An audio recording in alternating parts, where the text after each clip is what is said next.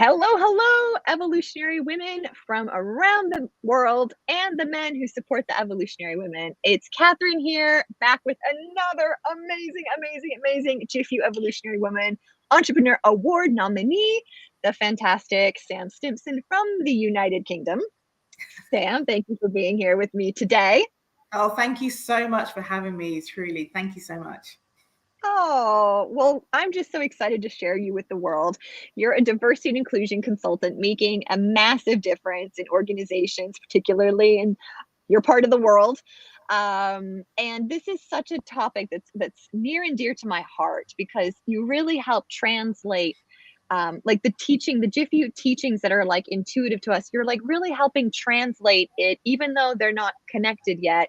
You're bringing so much healing and wisdom to our workplaces. So start by sharing us a little bit more about you and what you do and the difference you make.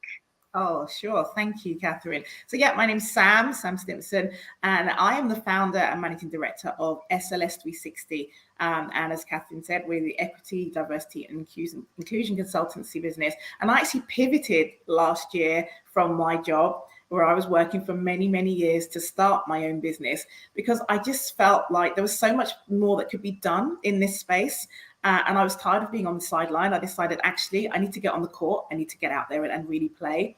So our mission, I guess, is to really challenge and support organizations to just be a bit bolder and braver because it's a bit scary sometimes, making this transition to be more equitable, to be more diverse, more inclusive. And people sometimes don't know where to start or how to go about it.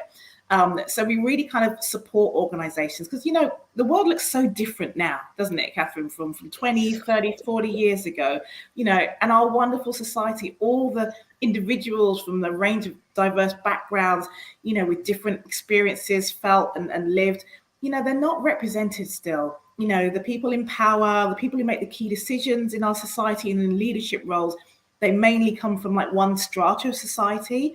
And the problem with that is that maybe knowingly, unknowingly, they keep perpetuating these systems of inequality, and it's people who are protected, like women and people of color and Black, Asian, mixed global majority, LGBTQ plus, people who are disabled by society, people from lower income backgrounds. We're the ones that are losing out. So I think the work that we do is challenging because we're saying to people, you have to see the world through a different lens. You have to start evaluating the systems and the processes that you kind of work within and really make conscious decisions to be more diverse, to be more inclusive and have a culture of belonging. But we also support, because as I said, it's really scary. So we really want to give people the opportunity to talk, a space to talk and listen and be heard, but not to stop there, because talking is great, but we need to turn that talk into action. So it's really about supporting people to take that imperfect action so they can really have a positive effect. Oh, amazing. Oh, Sam, like everything you just said was like balm for my soul. Like, yes, more.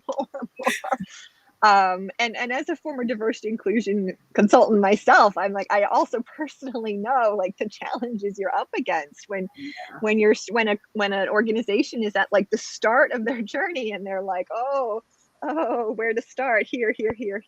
Or even organizations that are further along their path that they've been doing stuff for like years and years and years, and it's actually making no difference. Yeah. So there's like, oh my God, thank goodness for the work that you do. And on a personal note, I feel particularly like worked up about two groups of people, women, which wouldn't surprise here in GIFEW, but also like the aging worker population, the pre-retirees. I feel like these two particular groups of employees are like the greatest untapped potential the world has ever seen.